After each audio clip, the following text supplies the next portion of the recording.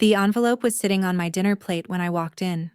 White, unsealed, my name typed across the front in a font I recognized from Gloria's label maker. I opened it standing up. Inside was a printed invoice. Morrison Family Properties, monthly rent. Due. $1,500. Tenant. Madeline Morrison. For the apartment I was already standing in. The apartment I'd bought with my own money 5 years ago. 8 people sat around the table watching me read it. Gloria's gold bracelet clinked against her wineglass. "Well," she said, "are we going to discuss this like adults?" I folded the invoice. I put it in my purse. And then I smiled, because I already knew what I was going to do. What I did next cost me my marriage. What I found after that cost Gloria everything. Welcome back to Calm Drama Stories. My name is Madeline, and I'm 33 years old. I grew up in the foster care system and worked my way through accounting school to become a CPA. 5 months into my marriage, my mother-in-law handed me a bill for the apartment I already owned. This is the story of what happened when she pushed the one person in the family who knows exactly where money goes.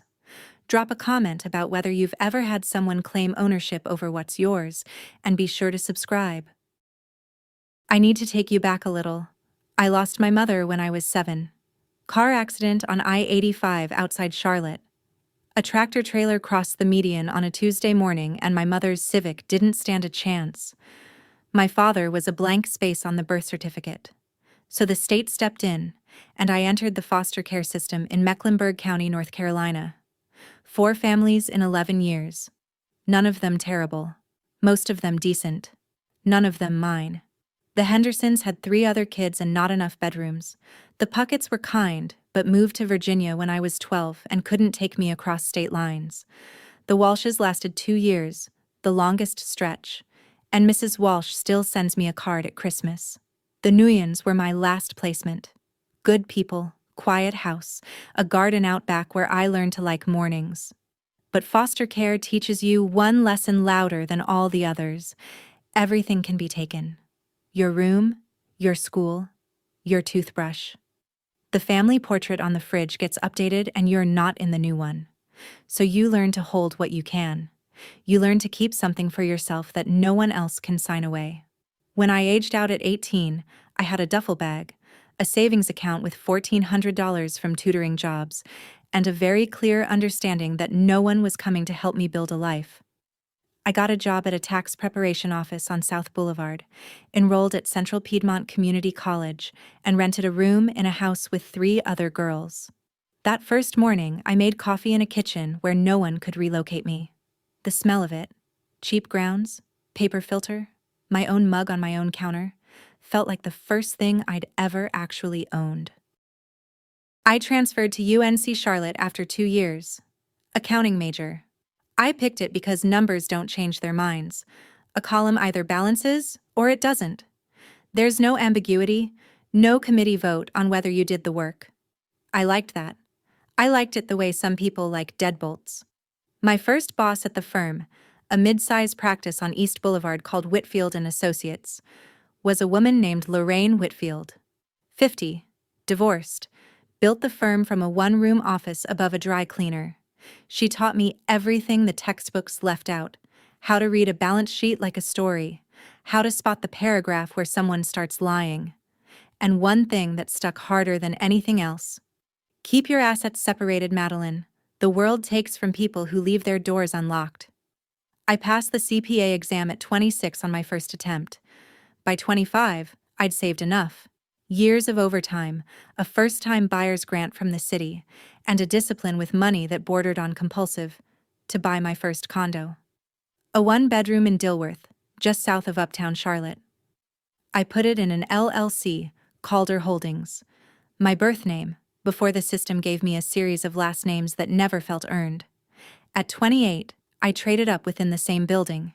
2 bedrooms, hardwood floors, a view of the tree line along East Boulevard, and 1 cracked terracotta tile by the front door. From the day I moved in alone, dropped my suitcase on the threshold and chipped the corner. I never fixed it. Every time I stepped on that tile, I remembered that I got here by myself. Nobody signed for me. Nobody co-signed. Nobody handed me a key because they felt generous. I met Derek Morrison at a Charlotte Hornets game. Mutual friends, cheap seats, a night where I almost didn't go because I had a client file due Monday. He was 32, worked in medical device sales, and had the kind of laugh that made strangers in the next row look over and smile. He wasn't flashy. He didn't try to impress. He asked me what I did, and when I said forensic accounting, he said, "So you catch people who lie with numbers?" And I said, "Mostly, I catch people who think numbers don't talk." He laughed at that. I liked him right then. We dated for 14 months. He knew I'd grown up in foster care. He never treated it like baggage or a cause. He treated it like a fact about someone he was getting to know, the same way he treated the fact that I drank my coffee black and couldn't parallel park in one try. When he proposed, I said yes. When we talked about finances for the wedding, I told him I had my own savings and some property from before we met. He nodded. He didn't press. I didn't elaborate. One night, early in the marriage, he asked me why I kept separate bank accounts. We were in bed, and the question came softly, without accusation. I told him the truth, or part of it. I stopped needing a family to survive the day I turned 18. He laughed like it was a joke. I didn't. I loved Derek. I did. But I never gave him the combination to the safe, the login to the LLC, or the full picture of what I'd built before he showed up. The foster kid in me kept one hand on the exit at all times. I told myself it wasn't distrust. It was just the only way I knew how to love without going broke. I met Gloria Morrison for the first time at her house in South End. A well-kept two-story colonial with shutters she'd painted herself and a driveway she'd had repaved the summer before. Richard opened the door. He was 65, quiet-spoken, recently retired from 30 years as an insurance adjuster. He smiled, shook my hand, and offered me sweet tea before I'd even sat down. Gloria came in from the kitchen carrying a tray of deviled eggs and an expression I wouldn't fully understand until later. She looked at me the way a property manager looks at a new tenant, measuring what I might cost her. "So," she said, setting the tray down. "No parents at all?" It wasn't cruel exactly. There was curiosity in it. But the curiosity had teeth. I told her the short version. She nodded, then moved on to pouring iced tea, and her heavy gold bracelet clinked against the glass pitcher with every pour. It was thick, 18 karat, the kind of bracelet that doesn't bend. She wore it like a badge. I noticed she touched every surface in the house, the counter, the door frame, the edge of the credenza, like she was reminding each one who it belonged to. Gloria managed the Morrison family's rental properties, 6 units spread across Charlotte. Plaza Midwood, Noda, a duplex off Oakwood Avenue. She talked about them the way some people talk about their children. "We started with 2, she said, bracelet tapping the counter. "Now we're at 6. Richard and I built that." Richard, quiet in his recliner, smiled and said nothing. On our way out, Derek mentioned our address, the apartment in Dilworth. I saw Gloria's eyes narrow. Just briefly. Just enough. 2 months after the wedding, Gloria showed up at the apartment unannounced. She brought a housewarming gift, a framed Morrison family photograph. Gloria, Richard, Derek, and Paige, taken at someone's backyard graduation party. She hung it on the living room wall without asking, centering it above the couch like she was staking a flag. Then she walked through the apartment the way she'd walked through her own house, touching surfaces, opening cabinets, running her finger along the crown molding. "Derek, this place has good bones," she said, standing in the kitchen doorway. "Reminds me of the unit on Park Road." As if my home were one of her rentals. Later, standing by the front door with her coat on, she dropped it. "Casual. Practiced. When your father and I set you 2 up here, I assumed you'd at least maintain the fixtures. Set us up here." I caught it. I didn't correct her in front of Derek because I wanted to understand the shape of what I was dealing with before I drew a line. But that night, after Derek fell asleep, I opened my laptop and pulled up the Mecklenburg County Tax Assessor's website. I typed in the address. The record loaded in seconds. Owner, Calder Holdings, LC. My name, my company, my property. I sat there for a while, staring at the screen, feeling the crack of the tile under my bare feet. Gloria hadn't checked. She assumed. She assumed Derek had found the apartment through her, because months before the wedding he'd asked her advice on neighborhoods. But I'd already found my own place years before Derek existed in my life. Gloria didn't know, because Gloria never asked. And I was beginning to understand that the things Gloria didn't ask about were the things Gloria assumed she already controlled. Sunday dinner. Gloria's dining room. The long oak table with the pendant light overhead. Me, Derek, Paige, Paige's 8-year-old daughter Lily, and Richard at the head. Gloria served pot roast and kept the conversation orbiting around property. The Park Road unit needed a new water heater, the No-Da duplex had a lease renewal coming, the market was shifting and rents needed to go up. She talked about it for 40 minutes straight. Richard ate quietly. Derek nodded along. Paige checked her phone. Then Gloria turned to me. She set her fork down carefully. She placed both hands flat on the table and her bracelet clinked once against the wood. You came with nothing, Madeline. Don't confuse generosity with entitlement. The table went silent. Lily looked up from her chicken. Paige's mouth twitched into something between a smirk and satisfaction. Richard cleared his throat but said nothing. Derek stared at his water glass like it held instructions. I picked up my napkin, wiped my mouth, and said, I appreciate the dinner, Gloria. That was all I gave her. She waited for more. I didn't offer it. The rest of the meal passed in the clink of silverware and the hum of Lily asking for seconds. In the car on the way home, Derek exhaled like he'd been holding his breath since the pot roast. She didn't mean it like that, he said. I looked out the window. Yes, she did. He didn't respond. We drove the 25 minutes back to Dilworth in silence. I stepped on the cracked tile coming through the door and thought about how Gloria had walked through this same apartment 2 months ago, touching walls that weren't hers, hanging photographs of a family that treated me like furniture. Paige texted me on a Tuesday afternoon. Hey, do you own or rent? Just curious, Mom was asking. I read the message 3 times. Paige never texted me about anything unless she wanted something. I didn't answer. 2 days later, I was in the apartment hallway pulling my keys out when I heard Paige's voice through the stairwell. She was on the phone, standing near the mailboxes on the ground floor, and she didn't know the acoustics in that building carried straight up 3 flights. She won't say, Paige said. But I bet Derek's paying the mortgage. She probably doesn't even have credit. A pause. I know. A foster kid with a 2-bedroom in Dilworth? Come on, Mom. I stood there for a moment with my keys in my hand, listening to the shape of the story Gloria was building. Not just that I didn't belong, but that I couldn't possibly have earned what I had. Paige was the pipeline. Every visit, every casual question, every just stopping by. It fed back to Gloria. And I understood why. Paige was 37, divorced 2 years ago, living in a rented apartment in No-Da with her daughter. She'd lost her house in the split. She was watching her younger brother's wife, a foster kid with no family, no pedigree, no history, live in a nicer place than she could afford. That math didn't balance for her, and when numbers don't balance, Paige didn't investigate. She assumed fraud. Derek's take, when I mentioned it gently, Paige is just being Paige. In foster care, you learn to tell the difference between a family that wants you and a family that needs you to be less than them so they can feel like enough.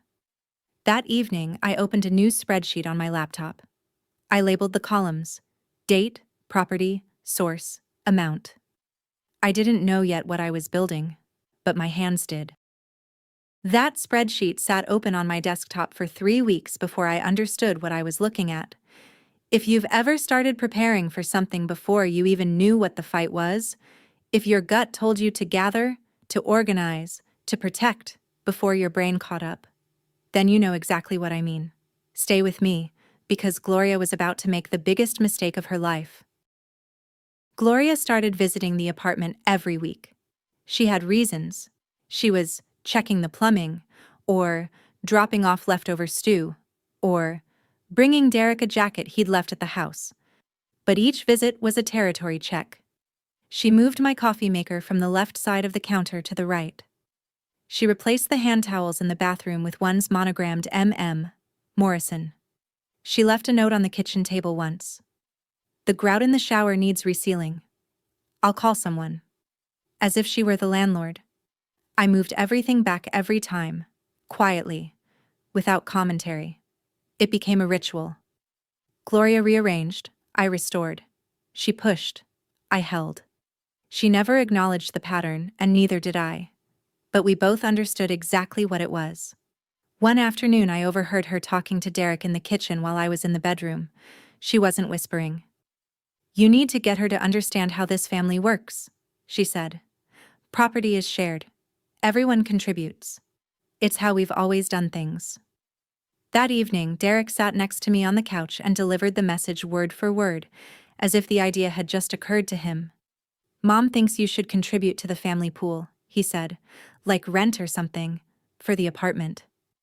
I turned off the television. "We can't pay rent on my apartment, Derek." He blinked. "What do you mean?" "I mean, this is my apartment. I own it." He tilted his head. Not angry. Confused. Like I'd told him the sky was a different color than he remembered. Your mom said a lot of things. She didn't check any of them."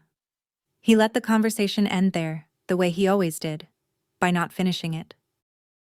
Paige came by the following Saturday to pick up a jacket Lily had left during a visit. She stayed for 40 minutes.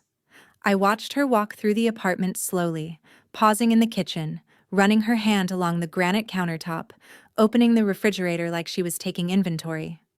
When I came around the corner, she was in the hallway photographing my kitchen with her phone. "Just showing Mom the cabinet layout," she said, lowering the phone like it was nothing. "She wants to copy it for the Park Road unit." She didn't look embarrassed. She looked entitled to it. I let it go. But while Paige was standing in my living room making small talk, I noticed her shoes. Scuffed. One sole peeling at the heel. Her jacket was from 2 seasons ago. Her nails were bitten down. Paige wasn't just bitter about my apartment. She was struggling. Her own place in Noda didn't have furniture in the second bedroom. I'd seen it when I dropped Lily off once. The divorce had stripped her down to the studs, and no one in the Morrison family talked about it. I tried. "Paige, I could help you with your tax return this year. Pro bono. It's what I do." She looked at me with an expression I'd seen before.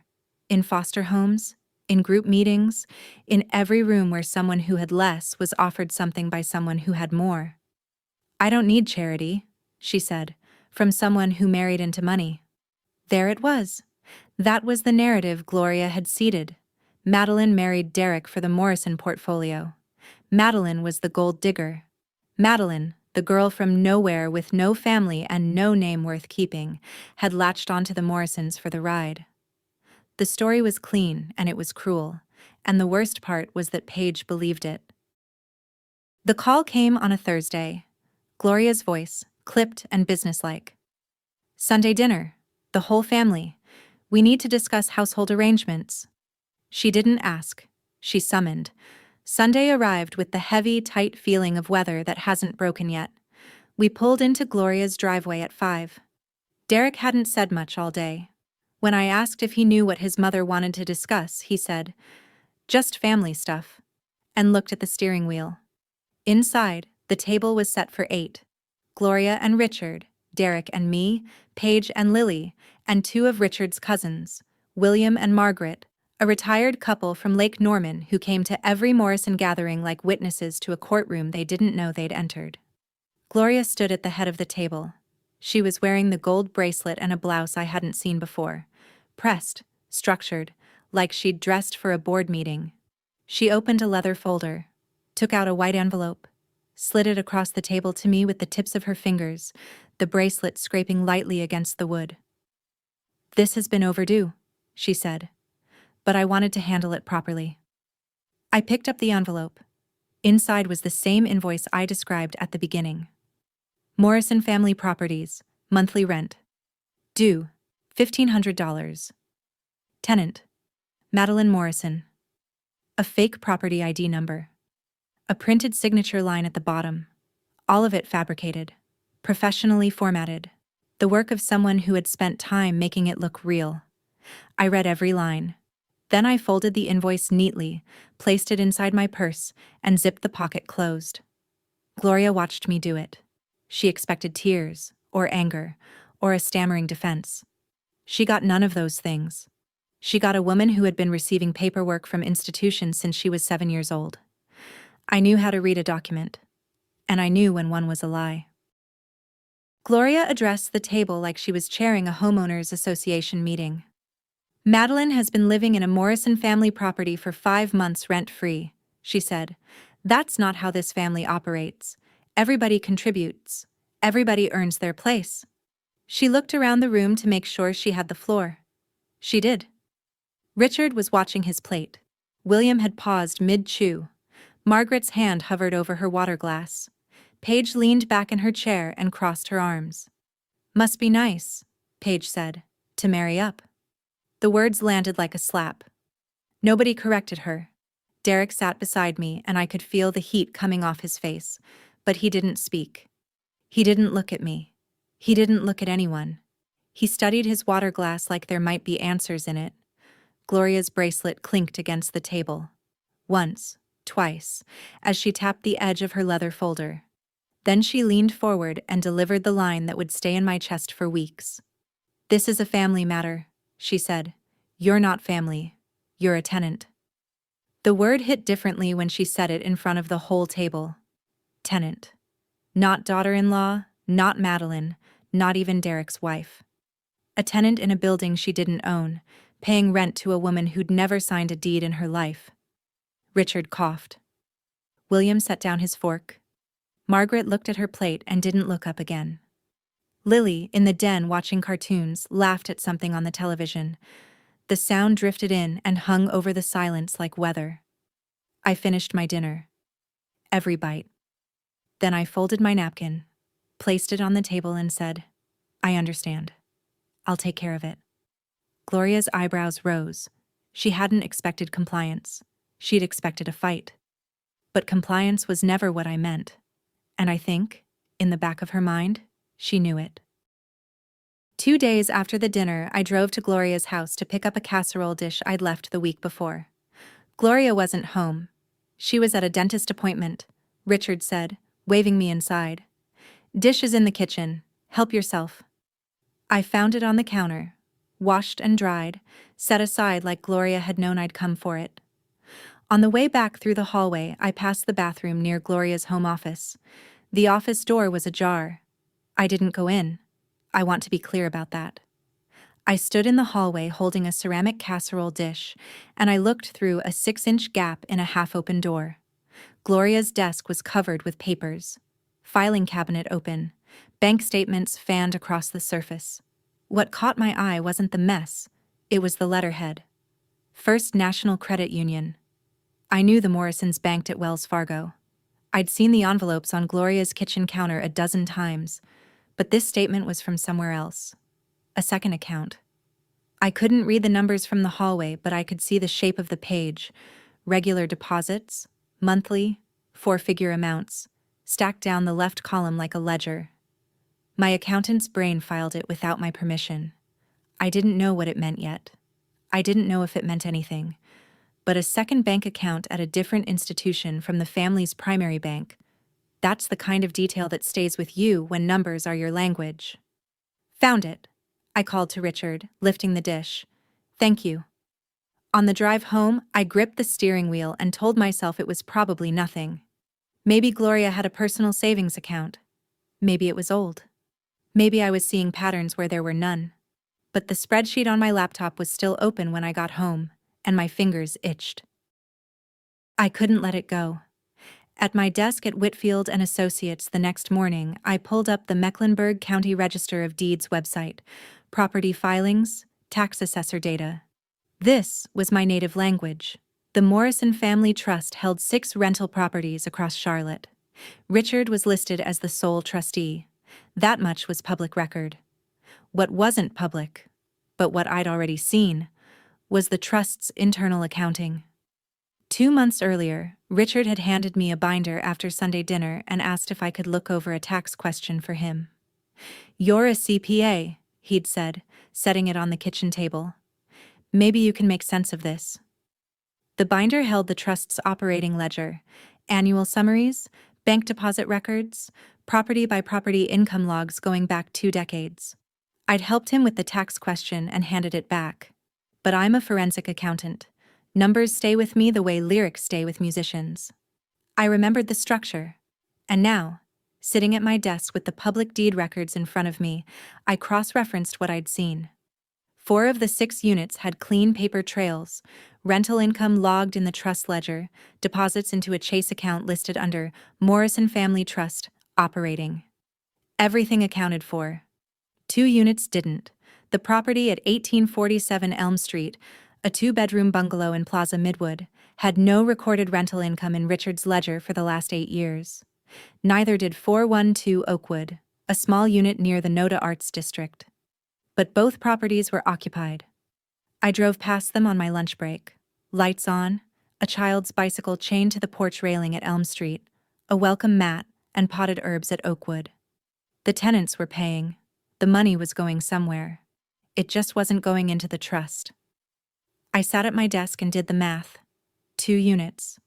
Average combined rent of about $2,000 a month, based on comparable listings in those neighborhoods. 96 months. The estimate landed somewhere around $192,000 of rental income that had entered someone's pocket and never appeared in any trust document Richard had signed. My coffee sat untouched on my desk. It went cold for the first time in as long as I could remember. I didn't drink it. I just stared at the screen and understood, with the particular clarity that numbers give you when the story they're telling is ugly, that Gloria Morrison wasn't just controlling. She wasn't just rude. She wasn't just a difficult mother-in-law who hung photographs in apartments that weren't hers. Gloria Morrison was stealing from her own family.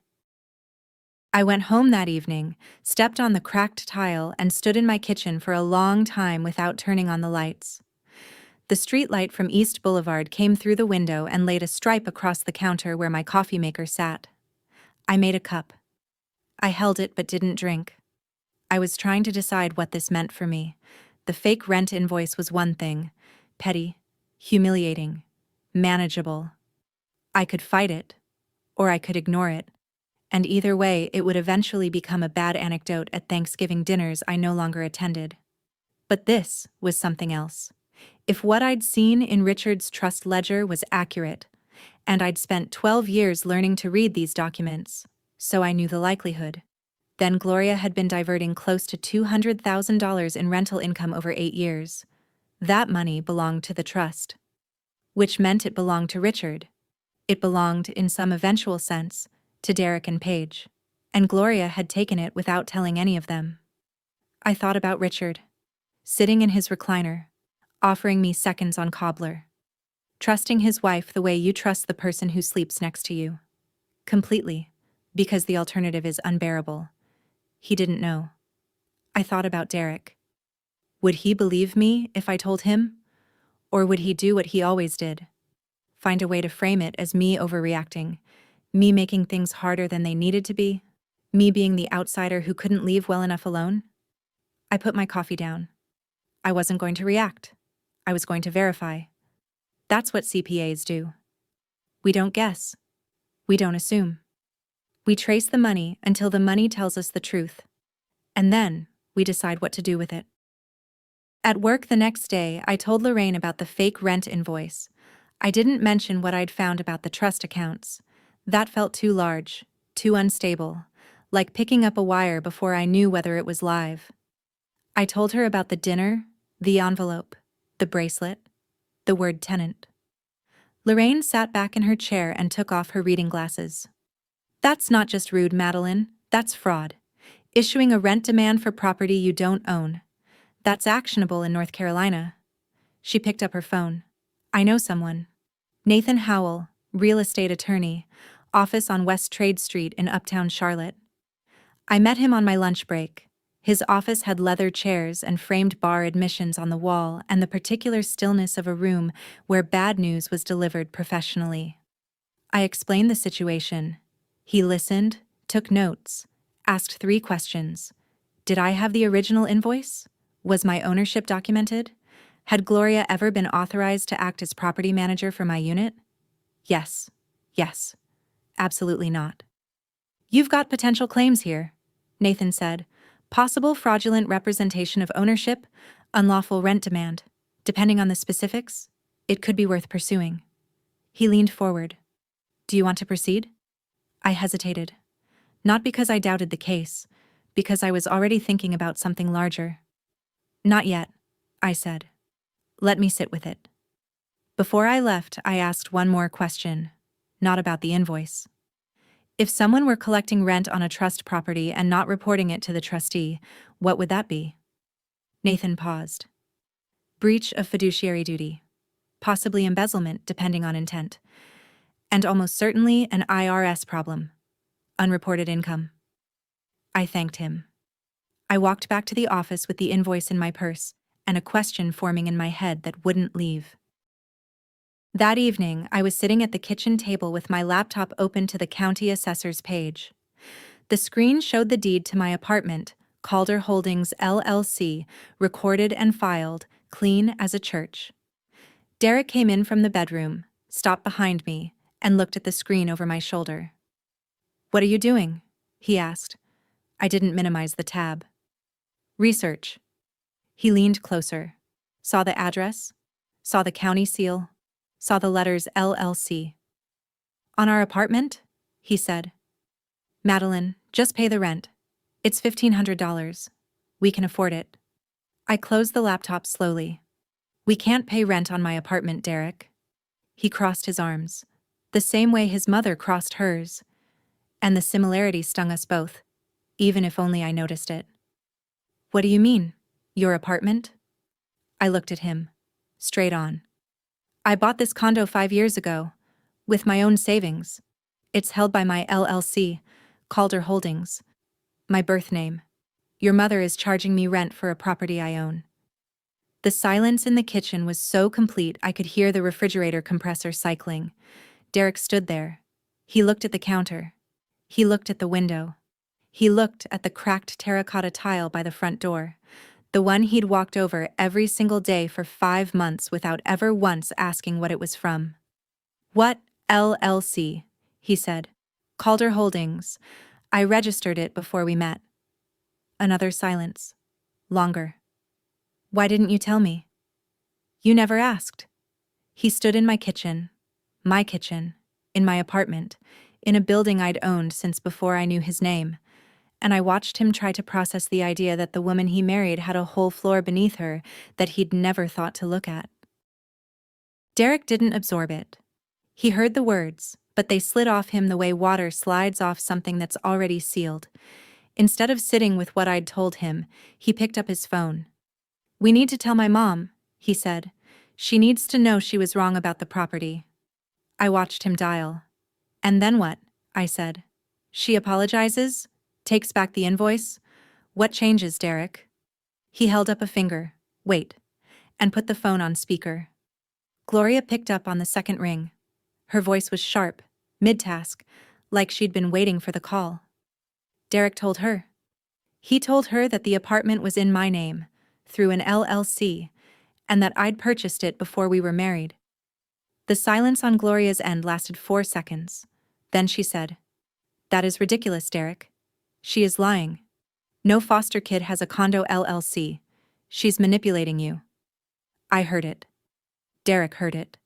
He looked at me, and I saw something worse than disagreement in his eyes. I saw the pull, the gravitational field that had held him in orbit around his mother for 35 years, and I understood in that moment that no county record, no deed, no public filing was going to outweigh the voice on the other end of that phone. Gloria kept going. She needs to understand her place in this family. I want both of you at dinner Sunday. We'll sort this out properly. Derek hung up. He looked at me with the expression of a man standing between 2 buildings, trying to figure out which one would collapse first. She wants us at dinner, he said. Fine, I said. Clean and final, like a signature at the bottom of a document that couldn't be taken back. Monday through Wednesday, I worked late. At the office until 7, then home to my laptop until midnight. I wasn't angry. Anger is hot and fast and burns itself out. I was something colder. I was doing what I'd been trained to do for 12 years, following money. I called Richard on Monday evening and asked if I could borrow the trust binder again. Told him I'd noticed something in the tax filings that I wanted to double-check as a professional courtesy. He dropped it off at my office the next morning without a single question. That was Richard. Trusting to the point of vulnerability. I went through it page by page. The Mecklenburg County Register of Deeds confirmed the 6 properties.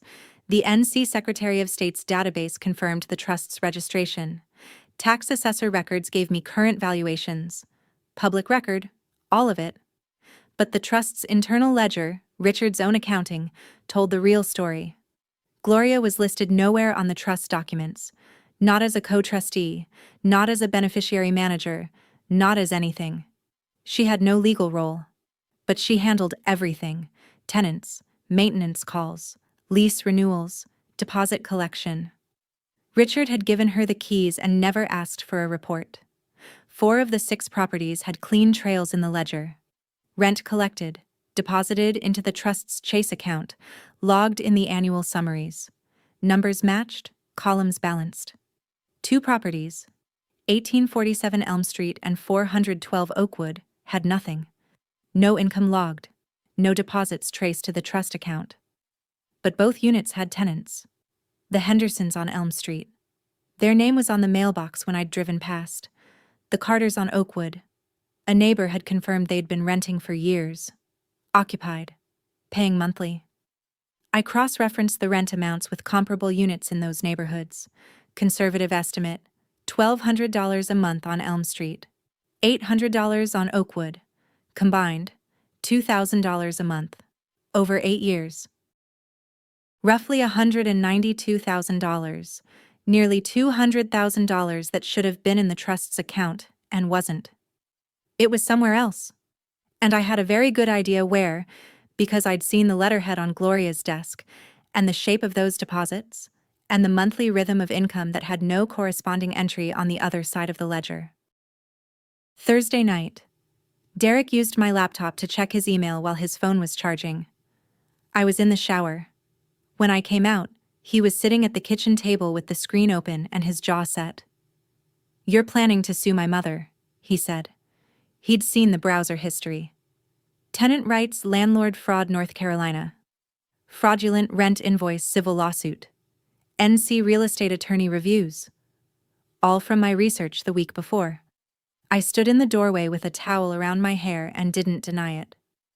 "Your mother issued a fraudulent document demanding payment for property she doesn't own," I said. "In my profession, that has a name.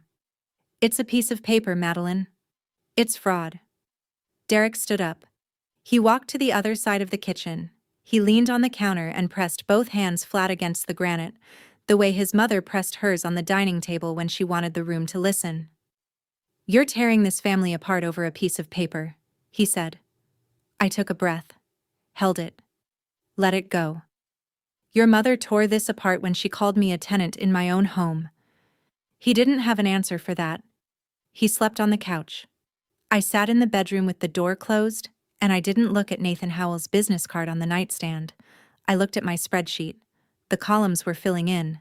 The numbers were shaping into a story that had nothing to do with a fake invoice and everything to do with where money goes when no one watches. The lawsuit was never my plan. The lawsuit was Gloria's assumption about what someone like me would do. React, litigate, fight on the field she expected. I was done fighting on anyone's field but my own. Gloria found out about the attorney. Derek told her. Of course he did. And Gloria didn't panic. She acted. Friday morning, a letter arrived at my apartment from the law office of Harold Brennan, the Morrison family's longtime attorney. "Dear Ms. Morrison," it read, "any legal action regarding Morrison family property disputes should be directed to this office. The Morrison family prefers to resolve internal matters privately." Boilerplate intimidation. I'd seen it 100 times in audit disputes. The corporate version of, "Don't embarrass us in public." Harold Brennan had been the Morrison family lawyer for 20 years. He played golf with Richard. He'd attended Derek's high school graduation. Filing a lawsuit against Gloria through Nathan Howell would mean going up against Harold Brennan, who would drag the case through motions and counterclaims for months, maybe years. The legal path was now expensive, slow, and exactly the kind of fight Gloria had prepared for. She expected a battle on her terms, in her arena, with her lawyer and her playbook. That's the thing about people who've controlled a family for decades. They build their defenses where they think the attack will come. Gloria had blocked the lawsuit, reinforced the walls, positioned her attorney. She felt safe. I sat at my kitchen counter and read the letter one more time. Then I set it down, poured a cup of coffee, and smiled. Because Gloria had spent a week building a fortress around the wrong building, the fake invoice was never going to be my weapon. It was never going to be the hill I chose. The hill I chose was the one Gloria didn't know existed. The one with the missing rent money and the credit union statements and a question she couldn't answer without incriminating herself. She thought I was coming through the front door. She didn't check the side entrance. Late Friday night. Derek was asleep on the couch again. I sat in the kitchen with my laptop, the blue light of the screen reflected in my coffee, running one last check. I'd been tracking the timeline of Gloria's income diversion, trying to pinpoint when it started. Richard's ledger told the story. For the first 12 years of the trust's existence, all 6 properties reported income consistently. Then, in October 2018, the entries for 1,847 Elm Street stopped. 3 months later, 412 Oakwood went silent too. October 2018. I pulled up the calendar on my phone, scrolled through what I knew of the Morrison family history, and there it was. October 2018 was when Richard was hospitalized. Type 2 diabetes, a severe glucose spike that put him in Charlotte Medical Center for 11 days. Derek had mentioned it during our dating period. Dad had a health scare a few years back, but he's managing it now. Gloria started diverting the rent the same month her husband nearly died. I stared at the timeline. She wasn't stealing for jewelry. She wasn't funding a secret life. She was hoarding. Building a cushion. A woman who'd grown up in a trailer park in rural Georgia and married her way into stability was watching that stability crack, and she did the only thing she knew how to do. She grabbed what she could hold and hid it where no one could take it from her. I recognized the impulse. I carried it in my own bones. The difference was that I'd built my safety net with money I earned. Gloria built hers with money that belonged to her husband. My coffee had gone cold again. I made a new cup. This time, I drank it. Not because the weight had lifted, but because I'd decided what I was going to do, and I needed to be awake for it. Saturday morning, I sat on the edge of the bed with a legal pad and 3 options. Option 1, pursue the lawsuit over the fake invoice. Nathan Howell files. Harold Brennan responds. It goes to court. Gloria pays a fine, maybe. The family is embarrassed. Nothing fundamentally changes. Gloria keeps managing the properties. Richard never finds out about the missing rent. The lie stays buried, and I win a small, expensive, pointless battle. Option 2. Report Gloria to the IRS for unreported income. A federal investigation. Auditors. Subpoenas. Gloria potentially faces criminal charges. The family is destroyed. Richard's name is on the trust, which makes him liable too. Derek's inheritance evaporates in legal fees. A bomb that levels the building and buries everyone inside, including people who didn't do anything wrong. Option 3. Ask one question. At Sunday dinner. In front of Richard. And let the family decide what to do with the truth. I chose option 3 because it wasn't about punishment. It was about precision. Gloria's power in that family rested on one thing. Everyone trusted her with the money. Richard signed the trust documents. Gloria handled the operations. The arrangement worked because no one ever checked. Not because they were stupid, but because they loved her, and love is the world's most effective accounting loophole. If I sued, I'd win a case. If I reported her, I'd trigger a federal investigation. But if I asked one question, the right question, in the right room, in front of the right person, I could put the truth exactly where it belonged, in Richard's hands. I wasn't interested in punishment. I was interested in the truth getting to where it needed to go. Sunday dinner was 28 hours away. Saturday night. I printed one document, the Mecklenburg County deed showing Calder Holdings LLC as the recorded owner of the apartment at 1420 Dilworth Road. Not to wave around, not to make a scene. Just to have in my purse, in case Derek still couldn't bring himself to believe me without paper proof. I didn't print the financial analysis. I didn't need charts or spreadsheets or folders full of evidence. The numbers were in my head. 12 years of professional training meant I could recite the relevant figures the way a musician can hum a melody without sheet music. What I needed was one question. Just one. The right question, delivered calmly, directed at the right person, in a room where the answer couldn't be deflected or buried. I stood by the front door and pressed my bare foot against the cracked tile, the cool ceramic, the rough edge where the corner had chipped. This was the apartment I'd bought at 28 with my own money, from my own work, under my own name. No one co-signed. No one gifted me a down payment. No one set me up. I'd carried my suitcase up 3 flights of stairs alone, and I'd dropped it right here, and I'd chipped the tile, and I'd left it that way, on purpose. I called Lorraine. If things go badly tomorrow, can I stay at your place for a few days? She didn't ask what was happening. She didn't pry. She just said, "My guest room's got your name on it." Lorraine understood something about me that Derek never had. I didn't tell people my plans because my plans were the only thing no one had ever taken from me. I set my alarm for 7. I picked out a simple blouse, dark slacks, flat shoes. Nothing dramatic. I was going to dinner, not to war. The war was already over. Gloria just didn't know it yet. Sunday, 5 o'clock. Derek drove us to Gloria's house in silence. His hands were tight on the wheel, his jaw clenched, and the space between us felt wider than the 25-minute drive to South End. "Just hear her out," he said, 3 blocks from the house. "Maybe we can find a compromise." I looked at the dashboard. "There's no compromise on owning your own home, Derek." He pulled into the driveway. Same colonial, same shutters, same repaved driveway Gloria maintained like a monument. Inside, the table was set for 8. Same cast, Gloria at the head, Richard at the other end, Paige to Gloria's right, Lily in the den with a bowl of macaroni and a cartoon playing low. William and Margaret, Richard's cousins, were back, sitting beside each other with the patient, slightly wary expressions of people who'd been to enough Morrison dinners to know when one was going to go sideways.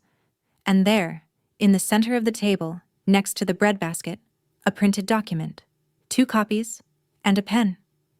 Gloria stood when we walked in. She was wearing the gold bracelet. She was wearing a pressed navy dress.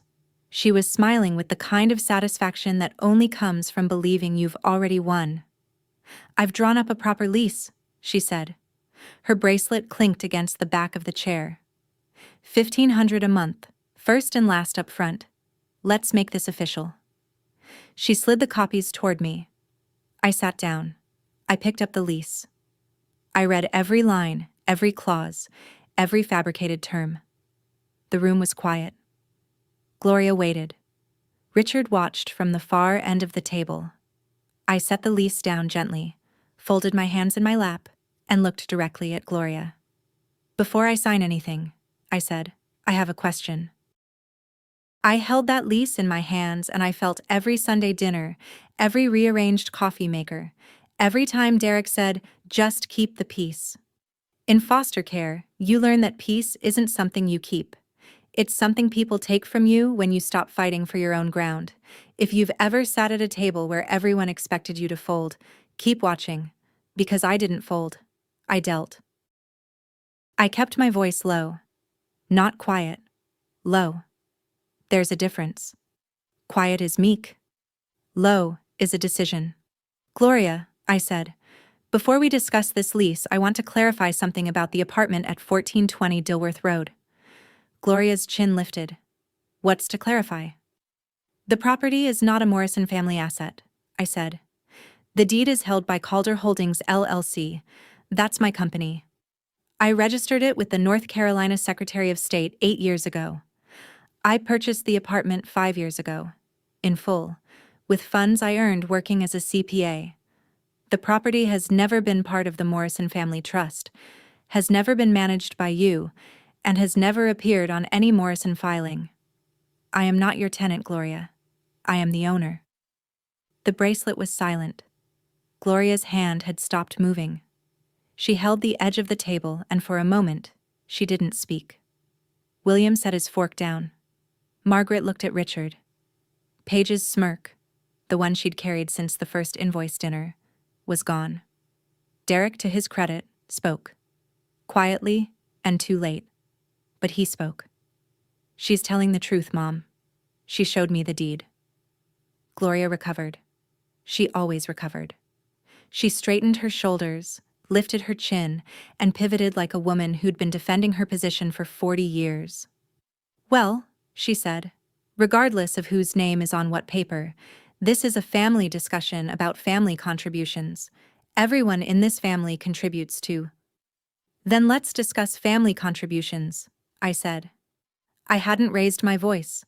I hadn't changed my posture. I sat in my chair with my hands in my lap and waited for the room to understand that the ground had shifted beneath them. Since we're talking about contributions, I said, and who pays what, and where the money goes, I want to make sure everyone at this table understands the full picture. Gloria's eyes narrowed. This isn't about. The Morrison Family Trust holds 6 rental properties, I continued, the same way I'd present findings in an audit. Steady, factual, without inflection.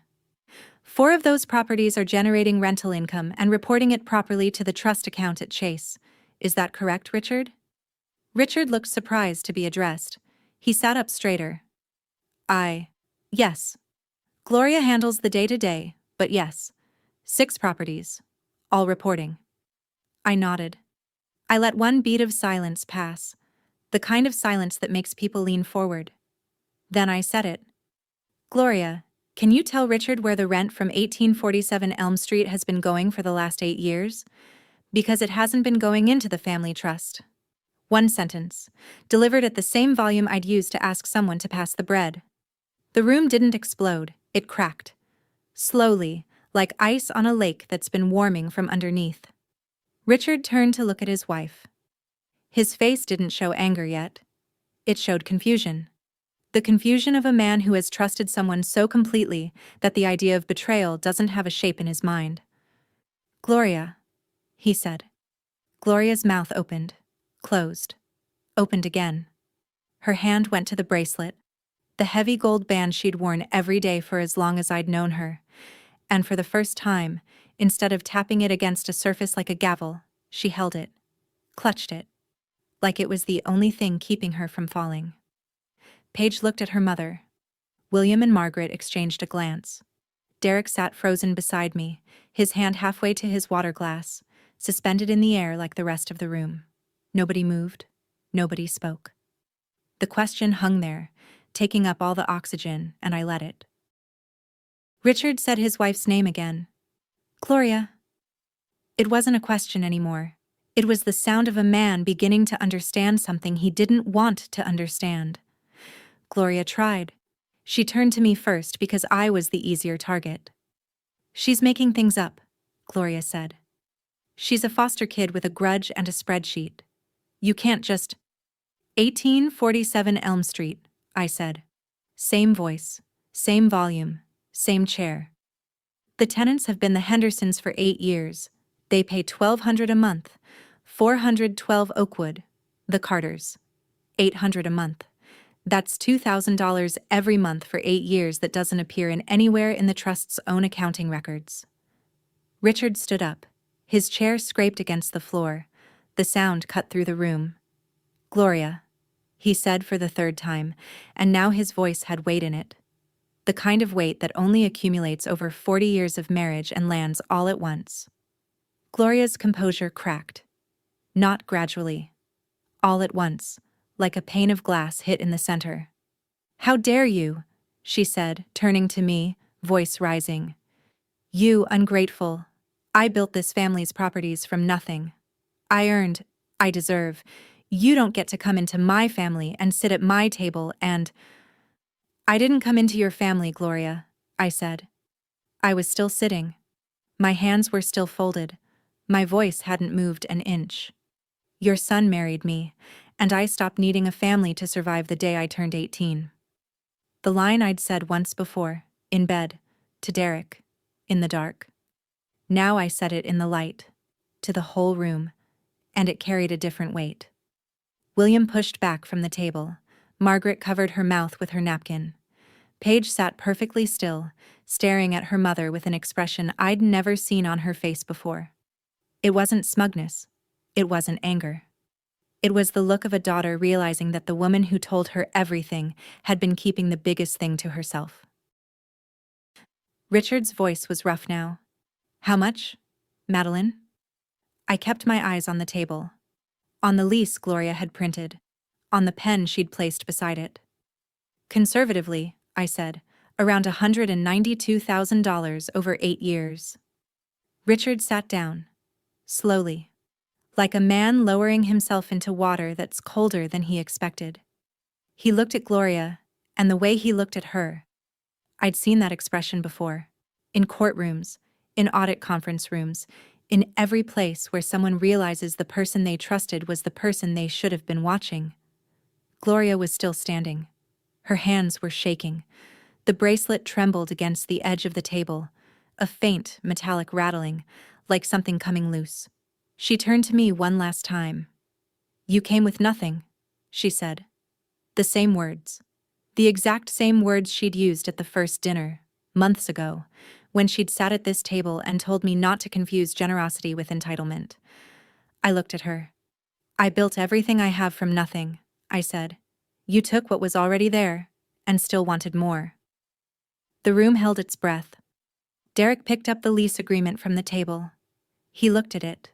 2 pages, printed, a pen clipped to the corner. Then he tore it in half. The sound of paper splitting was the loudest thing in the room. I stood up. I smoothed my blouse. I looked at Richard because Richard was the one who deserved to hear this. "The property records are public, Richard. You can verify everything I said on the county website by Monday morning. I'd recommend hiring an independent CPA to audit the trust." Then I walked out. I didn't slam the door. I didn't look back. I walked through the entryway, past the Morrison family photograph on the wall, past the credenza Gloria touched every time she entered the room, and into the Carolina evening where the air smelled like cut grass and someone else's certainty coming apart. Gloria's bracelet didn't make a sound. I drove home alone. Derek didn't follow. The car was quiet except for the hum of the engine and the sound of my own breathing, steady and deliberate. The way you breathe when you've been holding still for a very long time and your body finally remembers it's allowed to move. At the apartment, I stepped on the cracked tile, the familiar edge of it under my bare foot after I kicked off my shoes at the door. I stood there for a moment, in the entryway of the home I'd bought with 9 years of work and a discipline about money that most people mistake for coldness. Then I made coffee. It was past 8 at night, and I didn't care. I needed the ritual. I needed the smell of it filling the kitchen, my kitchen, in my apartment, where the towels were the ones I'd chosen and the coffee maker was exactly where I'd put it. I sat at the counter. My phone buzzed on the granite. A text from Lorraine. "How did it go?" I typed back. I asked the question. Her response came in 5 seconds. "Proud of you." A text from Paige. "I didn't know." I read it. I didn't respond. A text from Derek. "I'm sorry." I read that one too. I didn't respond to that either. A text from Richard. Short. Unhurried. Like the man himself. "Thank you." I saved that one. I sat with my coffee and I drank it this time, all of it, down to the last warm swallow. in a kitchen where every surface was exactly where I'd placed it. I didn't cry. I didn't celebrate. I sat with the particular quiet of a woman who had just said the hardest true thing she'd ever said and was now sitting in the space that truth had opened up. A week later, Richard hired an independent CPA. Not me. I recused myself immediately from a firm in South Charlotte to audit the Morrison Family Trust. The audit took 3 weeks. When the findings came back, the number was $187,400. Slightly less than my estimate, but close enough that the difference didn't matter. Nearly $200,000 in rental income from 2 properties, diverted over 8 years into a personal credit union account bearing Gloria's name alone. Richard didn't press criminal charges. He told Derek it was a family matter. Ironic words, given how Gloria had used that same phrase to silence me at her table. But he acted. He removed Gloria as property manager for all 6 units and hired a licensed management company. He changed the trust's operating account. He consulted his own attorney, not Harold Brennan, someone new, about restructuring the trust to require annual third-party audits. Gloria didn't go to jail. She went somewhere quieter than that. She lost the keys to the properties. She lost the leather folder. She lost the seat at the head of the table where she'd directed Morrison family business for 2 decades. The bracelet still sat on her wrist, but it didn't clink the same way against surfaces that were no longer hers to patrol. Paige called me once, 3 weeks after the dinner. "I'm sorry I called you a foster kid playing house," she said. Her voice was smaller than I'd ever heard it. "I was a foster kid," I said. "I was playing for keeps. We aren't friends." But the hostility ended. The current between us went from sharp to neutral, like a wire that's been disconnected from its source. Derek moved out of my apartment 2 weeks after the dinner. We separated. Not with rage, not with thrown dishes or screaming matches. With the tired, heavy recognition that he had spent 35 years choosing the wrong person to be loyal to, and I had spent 5 months waiting for him to choose differently. I don't hate Gloria. I understand her, and that's harder. She grew up in a trailer park in Georgia with a father who fixed pipes and a mother who stretched a paycheck until it tore. She married Richard Morrison at 22 because he was steady and kind and had a house with a front door that locked. She spent 40 years building a portfolio of properties so she'd never have to depend on luck again. And when her husband got sick, she panicked. She started taking money, not for greed, not for luxury, but for the same reason I kept an LLC in my birth name, because she was terrified of going back to having nothing. I know that fear. I carry it in my own chest, in the cracked tile by my door, in the spreadsheet I opened before I knew what the fight was. The difference is that I built my floor with my own hands. Gloria built hers on top of someone else's, and when the weight of it finally came down, it fell on the people who trusted her most. The safest home you'll ever have is the one no one can claim but you, not because you're selfish, but because you're worth protecting.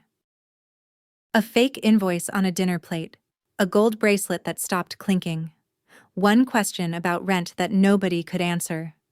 If you've ever protected something you built with your own hands, or if you're still learning how, share this story with someone who needs to hear it. Like, subscribe, and come back for the next one. This was Calm Drama Stories.